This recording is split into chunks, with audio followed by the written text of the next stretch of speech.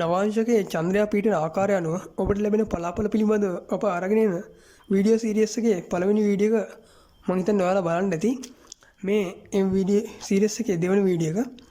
ඉතින් පළවෙනි වීඩියෝ එකේදී අපි කතා කරා චන්ද්‍රයා පිළිබඳව නවාංශකයේ චන්ද්‍රයා පිහිටීම පිළිබඳව ඒ වගේම චන්ද්‍රයාගේ නියෝජනය ඒ වගේම චන්ද්‍රයාගේ බලදුබලතාවයන් පිළිබඳව ඒ වගේම පළවෙනි භාවයේ හා දෙවන භාවයේ චන්ද්‍රයා පිහිටීමේදී ලැබෙන පලාපල පිළිබඳව අපි පළවෙනි වීඩියෝ එකකින් කතා කරා. ඉතින් අද අපි මේ වීඩියෝ සීරීස් එකේ දෙවෙනි වීඩියෝ එක මේ විදිහට අරගෙන හිටුවා. මේ වීඩියෝ එකකින් අපි කතා කරන්නේ චන්ද්‍රයා 3 4 භාවයන් වල පිහිටීමෙන් ලැබෙන පලාපල කොහොමද කියන එක. ඉතින් ඔයාලට මතක ඇති චන්ද්‍රයා කියන්නේ මනස, හැඟීම්, සංවේදීතාවය, අනුවර්තන වීමේ හැකියාව, පෝෂණය සහ කෙනෙකුගේ අභ්‍යන්තර තෘප්තිය පිළිබඳව හැඟීම් නියෝජනය කරන ග්‍රහයක්.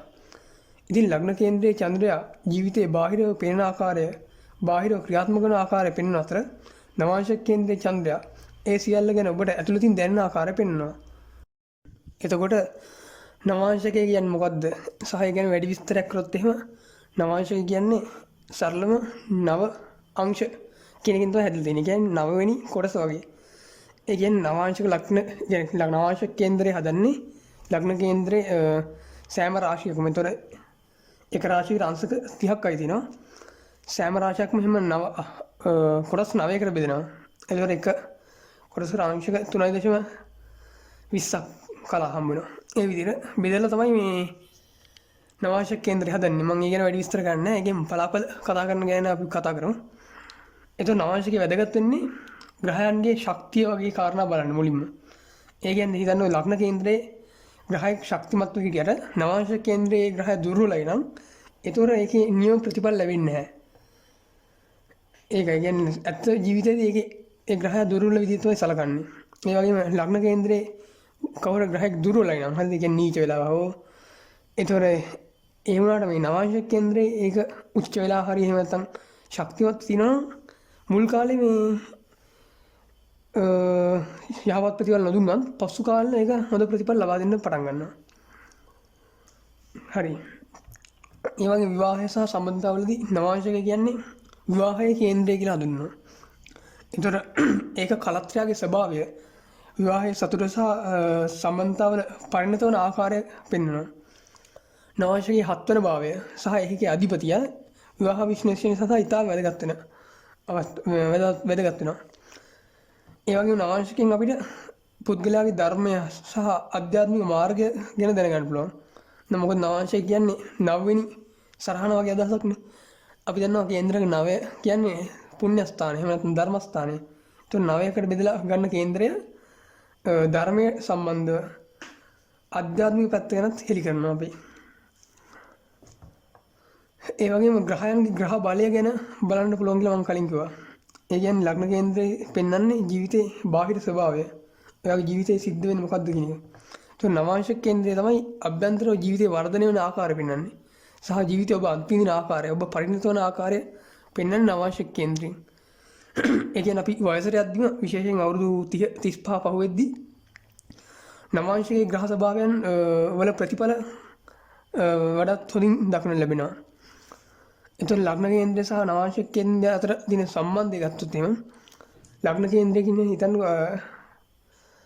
අපේ බාහිර තත්ත්වයන් ගැන, ශරීරය ගැන කියන කේන්ද්‍රය. එතකොට නවාංශක කියන්නේ ආත්මය, අභ්‍යන්තර ස්වභාවය, පරිණත භාවය, විවාහය, කලත්‍රය වගේ දේවල් ගැන කියන කේන්ද්‍රය. ඒතර ග්‍රහයක් ඇත්තටම ශක්තිමත් කියලා සැලකෙන්නේ ලග්න කේන්ද්‍රය සහ නවාංශක කියන දෙකෙම ශක්තිමත් නම් විතරයි.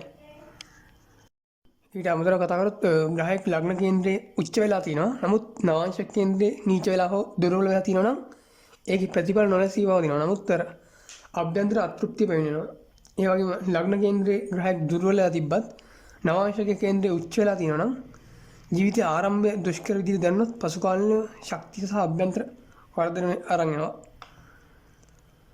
නවාංශක ලග්නය ඔබේ සැබෑ ආත්මය සහ අභ්‍යන්තර පෞරුෂය පෙන්වනවා. ඒ කියන්නේ හිතන්නකෝ අපි අපේ ලග්නය ධනු හෝ මකර හරි මොකක් ලග්නයක්. නමුත් නවාංශකයේ ලග්නේ තියෙනවනේ.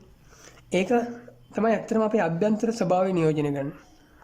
ඒ සමහරට අපි ධනු ලග්න හිමියෙක් නම් ධනු ලග්න හිමියන් ගතිගුණ වලට අමතරව එයා කටක ලග්න නවාංශකෙන් නම් තියෙන්නේ. කටක ලග්න ස්වභාවයක් තමයි ඇතුලින් එයාගේ පෙන්වන්නේ. කියන්නේ අපේ ආධ්‍යාත්මික ස්වභාවය ලග්න කේන්ද්‍රයට වඩා නිවැරදිව පෙන්වන්නේ නවාංශක කේන්ද්‍රය.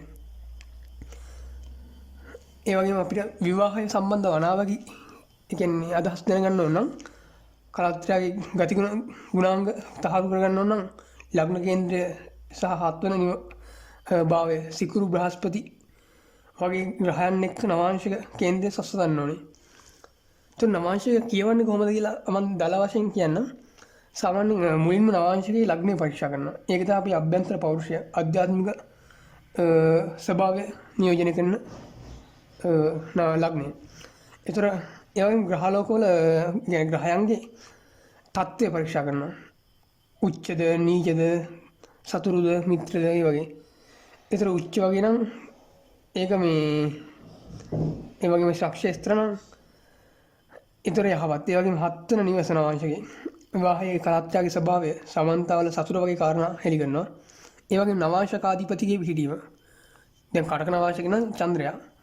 චන්ද්‍රයා කොහෙද පිහිටන්නේ කියන මත චන්ද්‍රයාගේ කාරණාවලට අමතරව නවාංශකාධිපතිගේ පිහිටීම මත කියන පලාපල ස්වභාවිකුත් තියෙනවා. ඒකින් ආත්ම ශක්තිය සහ ඉරණ පෙන්වුම් කරනවා. එතකොට සුභ අසුභ ග්‍රහයන් සම්බන්ධ ගත්තොත් එහෙම නවාංශකාධිපති සමග බුධ සිකුරු එතකොට බ්‍රහස්පති වගේ ග්‍රහයන් ඉන්න එක යහපත්. රාහු කේතු සෙනසුරු අඟහරු වගේ ග්‍රහයන් අයහපත් තත්ත්ව ඇති කරන්න පුළුවන්. විදිහට ගත්තොත් නවාංශිකේ ශක්තිමත් සිකුරු ග්‍රහයා ප්‍රීතිමත් විවාහ ජීවිතයක් කලාත්මක ජීවිතයක් ඒ වගේම කලාවට බර ජීවිතයක් සහ අර අලංකාර ස්වභාවයට ආදරය කරන ස්වභාවයක් ඇති කරනවා. ඒ වගේම නවාංශිකේ දුර්වල චන්ද්‍රයා විවාහයේ අස්ථායි හැඟීම් ඒ වගේම නොසන්සුන් මනස අපි කලින් සාකච්ඡා කරා කියන ඒ වගේ තත්ත්ව නැති කරනවා.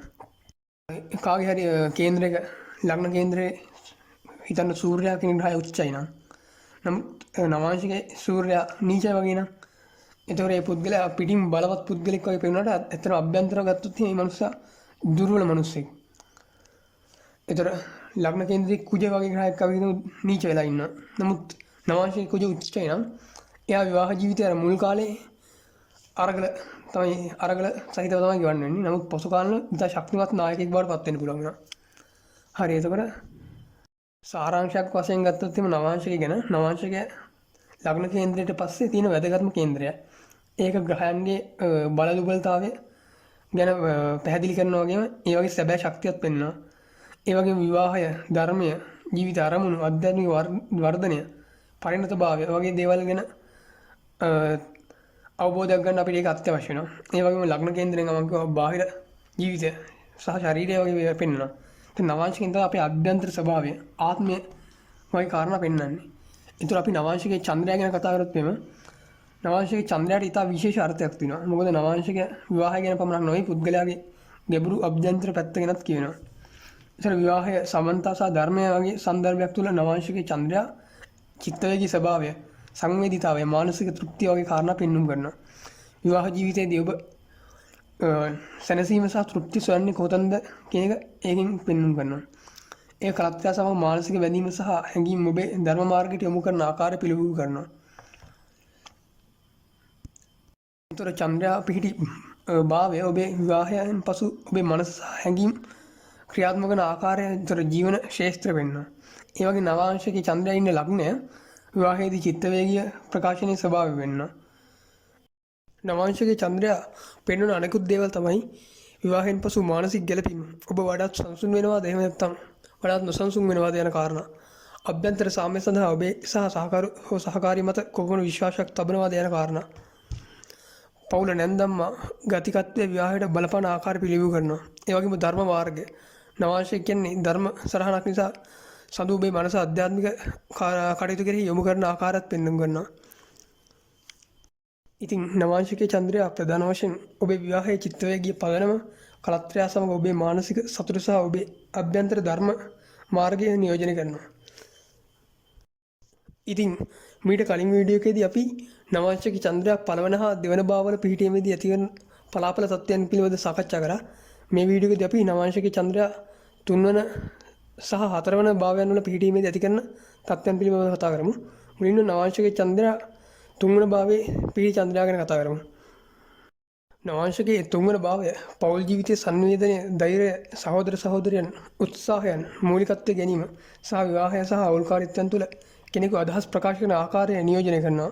නවාංශකයේ තුන්වන භාවයේ චන්ද්‍රයා තැන්පත් වූ විට චිත්තවේගී ස්වභාවය සහ සංවේදීතාවය, විවාහ ජීවිතයේ සංවේදනය, උත්සාහය, අදහස් ප්‍රකාශනය කිරීම සම්බන්ධ කාරණාවලට සම්බන්ධ වෙනවා. ඒ වගේ පුද්ගලෙක් විවාහ ජීවිතයේ හැඟීම් සහ සංවේදීතාවය සමග සංවේදනය කරන්නේ. ඔවුන් තම සහකරු හෝ සහකාරී සමග සිතුවිලි, හැඟීම් සහ අදහස් බෙදා ගැනීමෙන් සමීපභාවය සොයනවා. එතකොට විවාහයට බොහෝ විට උත්සාහය සහ අදහස් ගැලවීම අවශ්‍ය වෙනවා. සමගිය පවත්වා ගැනීමට පුද්ගලයා ක්‍රියාශීලීව වැඩ කරන්න සිද්ධ වෙනවා. එතකොට මේ පිහිටීමේ තියෙන ධනාත්මක ප්‍රතිඵල තමයි කලත්‍රයා සමග හොඳ සංවේදනයක් පවත්වනවා. ඒ කියන්නේ චන්ද්‍රයා ශක්තිමත් නම් පුද්ගලයා සැලකිලිමත් සහ ප්‍රකාශනශීලී වෙනවා. බොහෝ විට වචන හරහා චිත්තවේගීය සමීපත්වය ඇති කර ගන්නවා. ඒ වගේ විවාහයේ ධෛර්යය, දුෂ්කරතා අතරතුර පවා සම්බන්ධතාවය පවත්වා ගැනීමට උත්සාහ කරනවා. ගැටුම් විසඳීමට හෝ සෙනෙහස ප්‍රකාශ කිරීමට මූලිකත්වය ගන්නවා. ඒකට පසුබට වෙන්නේ නැහැ. ඒ කියන්නේ අනික් කෙනා තරහ වෙලා හිටියත් මේ පිටීම තියෙන කෙනා උද්දච්චකමට ඉන්නේ නැතුව කතා බහ කරලා ඒ தත්ත්වය සමනය කරගන්න, විසඳ ගන්න උත්සුක වෙනවා. ඒ වගේම තුන්වන නිවසේ චන්ද්‍රයා සංගීතයේ ලිවීම, කලාව හෝ සංවේදන පිළිබඳ දක්ෂතා ලබා දෙනවා. ඒ වගේ මෙම ස්වභාවයන් විවාහයෙන් පස්සේ උද්දීපනය වෙන්න පුළුවන්. ඒ වගේම සහෝදර සහෝදරියන් සමග ඇති බැඳීම, විශේෂයෙන් විවාහයෙන් පසු සහෝදර සහෝදරියන් සමග සහයෝගය හෝ හොඳ යහපත් සම්බන්ධතාවයක් පවත්වා ගන්නවා. පවුල සහ සහෝදර සහෝදරයන් විවාහ ජීවිතයේ සහයෝගයට සහ මැදිහත් වීම මගින් විශේෂ කාර්යභාරයක් ඉටු වෙනවා. එතකොට මේ වගේ පිහිටීම් වල තියෙන අභියෝග තමයි සංවේදනයේ මනෝභාවයේ උච්චාවචනයන්. ඒ කියන්නේ පුද්ගලයාගේ කතනය සහ සංවේදන විලාසය ඔවුන්ගේ මනෝභාවයේ සමග වෙනස් වෙන්න පුළුවන්. සමහරට මේ තත්ත්ව නිසා විවාහය වරදවා වටහා ගැනීම ඇති වෙන්න පුළුවන්. ඒ කියන්නේ ආදරෙන් ඉද්දී එක විදියක්, තරහ ගියාම තව විදියක් එහෙම. මිලට උත්සාහය මත යැපෙන විවාහය. ඒ කියන්නේ විවාහ ජීවිතයේ සතුට ස්වයංක්‍රීයව පැමිණෙන්නේ නැහැ. දෙන්නම දැනුවත්ව උත්සාහ කරන්න ඕනේ. සහකාරු හෝ සහකාරිය ප්‍රමාණවත් විදිහට සංවේදනය කරන්නේ නැත්නම් පුද්ගලයාට නොසලකා හරින ලද බවක් හෝ අනාරක්ෂිත බවක් දැනෙන්න පුළුවන්. මිලට අධික සංවේදීතාවය. සංවේදනයේ චිත්තවේගී වශයෙන් ප්‍රතික්‍රියාශීලී නිසා කලත්‍රාගේ හෝ ඔහුගේ ඇගේ පවුලේ ලැබෙන විවේචන හෝ රළු වචන උන්ට ගැඹුරින් බලපාන්න පුළුවන්. ඒ වගේම සහෝදර සහෝදරයන්ගේ සම්බන්ධය. සමහර අවස්ථාවලදී තුන්වන භාවයේ සතු සිටින අයට විවාහයට සහෝදර සහෝදරයන්ගේ මැදිහත් වීම පෙන්වුම් කරනවා. ඒක නිසි පරිදි කළමනාකරණය කරගත්තේ නැත්නම් විවාහ ජීවිතයේ ආතතියක් දැනෙන්න පුළුවන්. විශේෂයෙන්ම ශක්තිමත් සතු, ඒ කියන්නේ උච්ච හෝ ශක්තිශාස්ත්‍ර බලයෙන් ඉන්න පුද්ගලයාගේ චිත්තවේගී වශයෙන් බුද්ධිමත් ප්‍රකාශනය සහ සංවේදනයේ සැලකිලිමත් වන අතර එය විවාහය ශක්තිමත් කරනවා. ඒ වගේම දුර්වල හෝ පීඩාවටපත් සතු වැරදි සංවේදනය කලත්‍රා සමග වරදවා වටහා ගැනීම හෝ උත්සාහයන්හි චිත්තවේගී අස්ථාවරත්වය ඇති කරනවා. විශේෂයෙන්ම කියන්න ඕනේ චන්ද්‍රයාට බ්‍රහස්පතිගේ දෘෂ්ටිය ලැබීම හෝ බ්‍රහස්පති සමග සංයෝග වීම සංවේදන ප්‍රඥාවන්ත කරන අතර සම්බන්ධතාව පෝෂණය කරනවා. ඒ වගේම සිකුරු එක්වුණොත් එහෙම හෝ දෘෂ්ටි ඇති වුණොත් කලත්‍රා සමග ආදරය සහ මිහිරි සංවේදනයක් ලබා දෙනවා. ඒ වගේම සෙනසුරු හෝ රාහු වගේ ග්‍රහයන් සමග එක් වෙලා හෝ දෘෂ්ටි වෙලා පීඩාවටපත් වුණොත් එහෙම හැඟීම් ප්‍රකාශ කරන ආකාරයේ ප්‍රමාදයන් හෝ දැඩි බව ඇති වෙන්න පුළුවන්. නවාංශකයේ 4 වන භාවයේ චන්ද්‍රයා ගැන ඊළඟට අපි කතා කරමු. නවාංශකයේ 4 වන භාවය නිවසේ අභ්‍යන්තර සාමය, චිත්තවේගී ආරක්ෂාව, විවාහයෙන් පසු ගෘහ පරිසරය, දේපොළ, සුවපහසුව සහ ගෘහස්ත සතුට නියෝජනය කරනවා. නවාංශකයේ 4 වන භාවයේ චන්ද්‍රයා තැන්පත් වූ විට ඒ ඉතා වැදගත් ස්ථානයක් බවට පත් වෙනවා. මොකද චන්ද්‍රයාට 4 වන භාවය කියන්නේ ස්වභාවික කාරකත්වය. එහෙම නැත්නම් හිමි ස්ථානය තමයි 4 වෙනි භාවය. එතකොට සාමාන්‍යයෙන් 4 වන භාවයේ චන්ද්‍රයා තැන්පත් වුණාම ඒ පුද්ගලයා විවාහ ජීවිතයේ චිත්තවේගී සැනසීම, රැකවරණය සහ සාමකාමී ගෘහ පරිසරයක් ගැඹුරින්ම සොයනවා. ඔය ගෘහ පරිසරය කියන එක ඉතා විශේෂයි මේ වගේ පිහිටීම් තියෙන අයට. විවාහ ජීවිතයේ බොහෝ විට පවුල, නිවස, දේපල සමගින් චිත්තවේගීව බැඳී තිබෙනවා. ඒ වගේම කලත්‍රයාට සැනසීම, පෝෂණය කිරීමේ ගුණාංග සහ ස්ථාවරත්වය ලබා දෙන්න පුළුවන්. නැත්නම් සමහරට චිත්තවේගී ආරක්ෂාවේ ප්‍රධාන මූලාශ්‍රය බවට පත් වෙන්න පුළුවන්. එතකොට මේ පිහිටීමේ තියෙන ධනාත්මක ප්‍රතිඵල ගැන කතා කරනවා නම් ගෘහස්ත සතුට. නවාංශකයේ 4 වන භාවයේ ශක්තිමත් චන්ද්‍රයා විවාහයෙන් පසු නිවස තුළ සාමය, සැනසීම සහ සමගිය ලබා දෙනවා. ඒ වගේම සහකාරු හෝ සහකාරිය උණුසුම් ගෘහ පරිසරයක් නිර්මාණය කිරීමේදී සැලකිලිමත් ආදරණීය සහ සහයෝගය දැක්විය හැකි. මීළඟ දේපල හා ධනය ගැන කතා කරනවා නම් විශේෂයෙන්ම චන්ද්‍රයා දේපල ඉඩම් හෝ වාහන ලබා දෙන්න පුළුවන් විවාහයෙන් පසු. විශේෂයෙන්ම සුබ ග්‍රහයන්ගේ දෘෂ්ටි හෝ සංයෝගය ලැබෙනවා නම් විශේෂයෙන්ම මෙතර සිකුරු කියන ග්‍රහය විශේෂයි. ඒ වගේම බ්‍රහස්පති ග්‍රහයත් චිත්තවේගී ස්ථාවරත්වය මේ සඳු කියන ග්‍රහය මෙහිදී පීඩාවට පත් වෙන්නේ නැත්නම් පුද්ගලයා තෘප්තිමත් වන අතර චිත්තවේගී වශයෙන් සමබර වෙනවා. විවාහය තුලින් අභ්‍යන්තර සාමය ලබා ගන්නවා. එතකොට මේ පිහිටීමේ තියෙන අභියෝගය තමයි චිත්තවේගී යැපීම. ඒ කියන්නේ පුද්ගලයා සතුට සහ මනසේ සාමය සඳහා කලත්‍රය මත අධික ලෙස යැපෙන්න පුළුවන්. ඒ වගේම ගෘහ ජීවිතයේ බලපාන මනෝභාවයේ උච්චාවචනයන්. චන්ද්‍රයා වේගයෙන් වෙනස් වන ග්‍රහයක් නිසා චිත්තවේගී උච්චාවචනයන් හේතුවෙන් නිවසේ පරිසරයේ සමහරට අස්ථාවර වෙන්න පුළුවන්. ඒ වගේම දුර්වල හෝ පීඩාවට පත් චන්ද්‍රයා. ඒ කියන්නේ වෘශ්චික රාශිය එහෙම නැත්නම් සෙනසු හෝ රාහු කේතුගේ සංයෝගයට පත් චන්ද්‍රයා. ඒතර මෙහිදී චිත්තවේගී නොසන්සුන්තාවය, නිවසේ සාමය නොමැතිකම සහ දේපල හා පෞල් කටයුතු සම්බන්ධයෙන් ආරවුල් ඇති වෙන්න පුළුවන්. ඒතර මේකෙදි විශේෂම දැනගන්න ඕන දේ තමයි චන්ද්‍රයා ශක්තිමත් නම්, කියන්නේ උච්ච හෝ ශක්ෂේත්‍ර සුබ දෘෂ්ටිවල හෝ සුබ ස්ථානවල ඉන්නවා නම් සුඛෝපභෝගී දේපල ඒ වගේම සැලකිලිමත් කලත්‍රයක් ලැබෙනවා. ඒ වගේම යහපත් පෞල් සම්බන්ධතා සහ සාමකාමී ගෘහ පරිසරයක් ලැබෙනවා. ඒ වගේම චන්ද්‍රයා දුර්වලයි නම්, ඒ කියන්නේ නීච වෙලා හෝ පීඩාවට පත් වෙලා. එහෙම නම් පස්සේ විවාහයේ අස්ථාවරත්වය, චිත්තවේගී අනාරක්ෂිත බව, ඒ වගේම නිවසේ තෘප්තියක් නොමැතිකම අරන් එනවා. දැන් මේ වගේ චන්ද්‍රයා 4 වෙනි ස්ථානයේදී සිකුරු වගේ ග්‍රහයක් එකතු වුණොත් නැත්නම් දෘෂ්ටි ලැබුණොත් එහෙම ප්‍රීතිමත් සහ සුඛෝපභෝගී විවාහ ජීවිතයක් ලැබෙනවා. ඒ වගේම මේක ඉතා සුබදායකයි. ඒ වගේම සෙනසුරු චන්ද්‍රයාට පීඩා කරනවා නම් චිත්තවේගී වෙන්වීම, ඒ වගේම ආදර හැඟීම් දැනීම් අඩු බව. ඒතොර ගෘහ කටයුතු වල හෝ දේපල කටයුතු වල ප්‍රමාදයන් දක්වලා ලැබෙනවා. ඒ වගේම රාහු බලපෑම් කරනවා නම්, කියන්නේ දෘෂ්ටියෙන් හෝ සංයෝගයෙන් පෞල් තුර අස්ථාවරත්වය, නිවසේ නිතර මාරු වීම, ඒ වගේම අසාමාන්‍ය චිත්තවේගී රට ඇති වෙන්න පුළුවන්. හරි, ඒතොර අපි මේ වීඩියෝෙන් මේ පිහිටීමෙන් දැනගන්න ඕනි දේවල් අපි සාරාංශයක් විදිහට ගත්තොත් එහෙම නවංශයේ 4 වන නිවසේ ඉන්න චන්ද්‍රයා පුද්ගලයාට නිවසට සහ පෞල් ජීවිතයට ගැඹුරින් බැදී සිටිනවා. ඒ වගේම ශක්තිමත් චන්ද්‍රයා විවාහයෙන් පසු සාමය, සැනසීම, සහයෝගී කලත්‍රයක් සහ දේපල අරන් එනවා. ඒ වගේම චන්ද්‍රයා දුර්වලයි නම් හෝ පීඩාවට පත් වෙනා නම් ගෘහ ජීවිතයේ නොසන්සුන්තාවය, චිත්තවේගී අතෘප්තිය සහ අස්ථාවරත්වය ඇති කරන්න පුළුවන්. ඉතින් මේ වීඩියෝ එකේදී අපි අරගෙන ආවේ නවාංශ කේන්ද්‍රය පිළිබඳ වැඩි විස්තර සහ නවාංශයේ චන්ද්‍රයා 3-4 භාවයන් වල සිටීමේදී ඇති කරන පලාපල තත්ත්වයන් පිළිබඳව. ඉතින් බොහොම ස්තුතියි මේ වීඩියෝ එක අවසන් වෙනකන් නරඹපු ඔයාලට. ඉතින් ඊළඟ වීඩියෝ වලින් අපි ගේන්න බලාපොරොත්තු වෙනවා තව දුරටත් චන්ද්‍රයා එක් රාශිවල, ඒ කියන්නේ පඨවි රාශිවලදී කොහොමද, තේජෝ රාශිවල කොහොමද, ජල රාශිවල කොහොමද ආදී තත්ත්වයන් පිළිබඳව. ඒ වගේම චන්ද්‍රයාට විවිධ ග්‍රහ සංයෝජනයන් එකතු වුණාම ඇති කරන තත්ත්වයන් පිළිබඳව තව දුරටත් වැඩි විස්තර ඉදිරි වීඩියෝ වලදී කතා කරන්න බලාපොරොත්තු වෙනවා. ඒ වගේම මේ වීඩියෝ එක ලයික් කරලා ඔයාලගේ අදහස් කමෙන්ට් කරන්නත් අමතක කරන්න එපා. සහ මේ වීඩියෝ වල මගෙන් සිදුවන අඩුපාඩු සහ ඔයාලා බලාපොරොත්තු වෙන දේවල් පිළිබඳවත් සඳහන් කරන්න අමතක කරන්න එපා. ඉතින් මට තව එක දෙයක් කියන්න ඕන ඔයාලට විශේෂයෙන්. මට ඊළඟ වීඩියෝ එක අරන් එන්න වෙන්නේ නොවැම්බර් 1 වෙනි සතියෙන් පස්සේ නොවැළැක්විය හැකි හේතුවක් මත. ඉතින් අද සැප්තැම්බර් 26 රෑ මම මේ වීඩියෝ එක රෙකෝඩ් කරන්නේ. ඒ ගැන ඔයාලගේ කාරුණික අවධානය යොමු කරන්න කියලා මම ඉල්ලා සිටිනවා. ඉතින් මම ඒ ගැන වැඩි විස්තර කමෙන්ට් බොක්ස් එකේ දාලා පින් කරලා තියන්න ඕනනම් කියවලන්න. බොහොම ස්තුතියි ඔයාලට. ඉතින් දිගටම රැඳී ඉන්න කියලා ආරාධනා කරනවා. ඒ වගේම ඉක්මනින් තවත් අලුත් වීඩියෝ එකකින් ඔයාලව හම්බ වෙන්න බලාපොරොත්තු වෙනවා.